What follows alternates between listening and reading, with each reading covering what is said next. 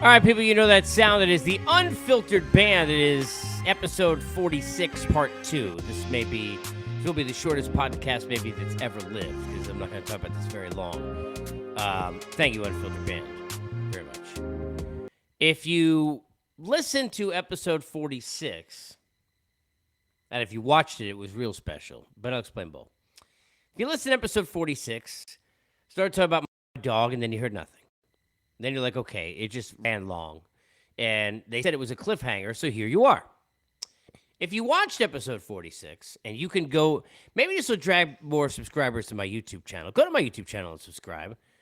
I left the 4.5 minutes of me losing my mind over knocking over the microphone at the end of an episode. Whole episode went well, talking about the dog, got me upset, knocked over the microphone, and left the entire 4.5 minutes of me struggling with the mic like an ass on the video. You know why? Because we're unfiltered. That happens in real life. So what? Screw you.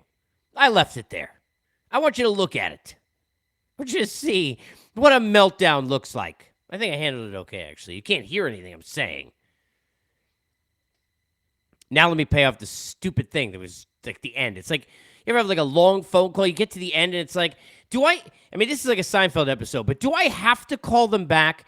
Because really the whole call's over. There's nothing else for me to say. I was kind of like in the goodbye. Do I call them back now? What if they don't want me to call them back and I call them again? What if I call them again and they don't answer? Was something left unsaid? Did they think I hung up on them? These are the dumb things we do when we're like dating or whatever. I mean, we've all had it, right? You get to the end of a call. And like, okay, the whole call happened. Like, where am I at now? Like, are we past this? But I had to finish this up. So my dog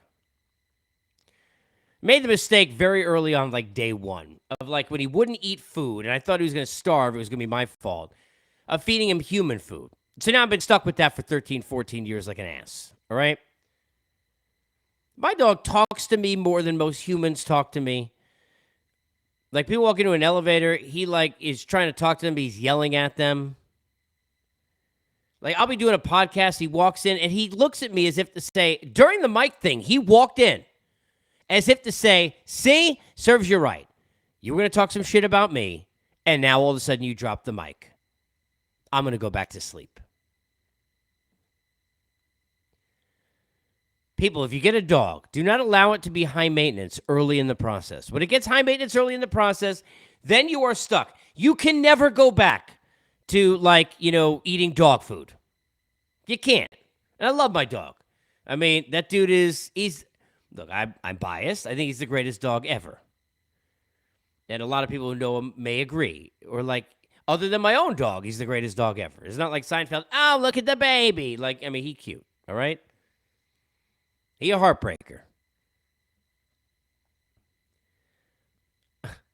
But he's a pain in the ass. And I was curious, because I was going to end the episode this way. I wanted people to at me, at Casey Stern on Twitter, or to comment in the YouTube, like, have you made this mistake with a dog? And then, like, because, like, then you're set for life. I hope he lives till he's, like, 1,000,000 years old in dog years. But it's like, I can't go back. I mean, this dog's more temperamental than, like, an 80-year-old man with PMS. Like, it is, like, a beyond. Like, I mean, you never seen anything like this before. Great, but, I mean, he just, like, he don't want to do it, he ain't going to do it. Like, we go for walks. I take him, like, 3 times a day. We walk around. There's a dog park right next to where I'm at. And we go to this dog park, and he don't want to walk in. He, like, hangs out at the fence. Like, I need, like, my dog needs more therapy than I do. And that's saying something. That's saying something. Legit. So at me at Casey Stern if you have any pointers. By the way, also, if you enjoyed watching me in the, like, Charlie Chaplin, like, 5-minute meltdown with the mic. You know why? Because, let me tell you something. I don't want to life pod stuff now.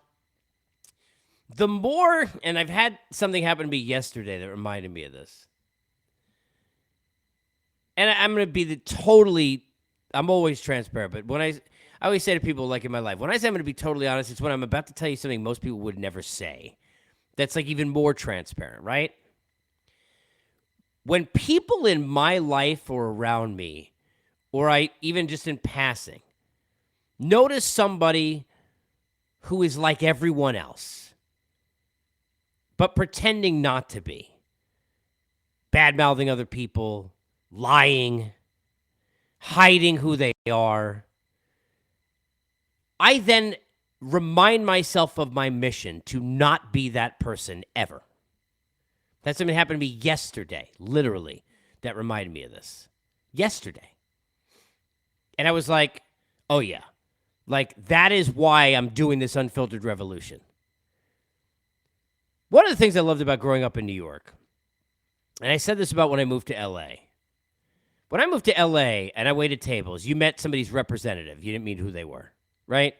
Like I'd meet somebody and it's like the South stuff with like here in Atlanta, like, hey, bless it. Really, bless you. Seriously, go get a tissue. Like, what do you think? I'm an idiot? In New York, people don't like you. They don't like you. They're going to give you directions. I promise. There are a lot of nice people. I'm a nice person. But I'm not going to sit there and placate you just because literally I can't not be a normal human. Normal humans are cranky. Normal humans drop microphones. Normal humans have real feelings. I know it's crazy. But you know what sucks? People who are so afraid of their real feelings and their real life that they live like a lie, like every day that they exist. I had another reminder of this yesterday. It's like, really, who are these people? What kind of humans are these? Like, I know I have totally the opposite problem. I literally say everything I feel, and that has not really gotten me in a lot of good places either at times, but I way rather that. I can't even imagine what it would be like. I never want to be that way. Not a day in my life. I change a lot of things about me as I grow, and I continue to do that, but I would never, a day in my life. Now, I would change how I fed the dog, right? Oh, yes. Yeah. I would not trust people so easily. Might be number 2, and I probably reverse those if I'm being honest in power rankings, right? Probably people I've trusted and not trusting the wrong people would be number 1. Then like way behind is anything else, but number 2 maybe the dog. Probably do better with the dog. Number 3, I would realize that in your 40s you get very bloated and not eat too much salt. Because literally I fluctuate up and down 4 pounds like on a daily basis, like based on how I feel or how many chips I shared with my kids the night before.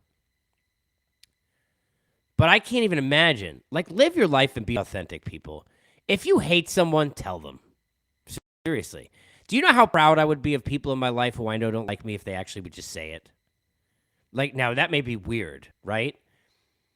But that's totally true. Like, I would be proud of them. I hate fake people. I know I've said this before. It's like you don't know how much I make fun of you if you were fake and in my life. Like, literally, like to myself.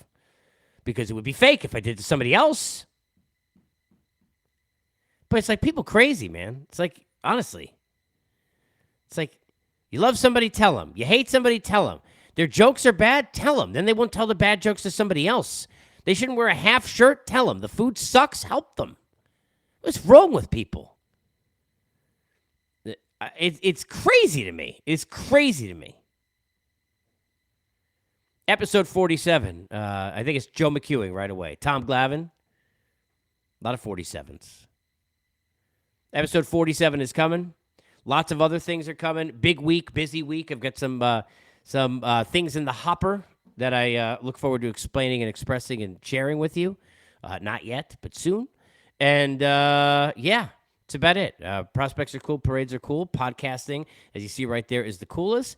Cowboy fans are the worst. Don't feed your dog real food. And if you love somebody, God, have the balls to tell them. If you hate somebody, have the balls to tell them.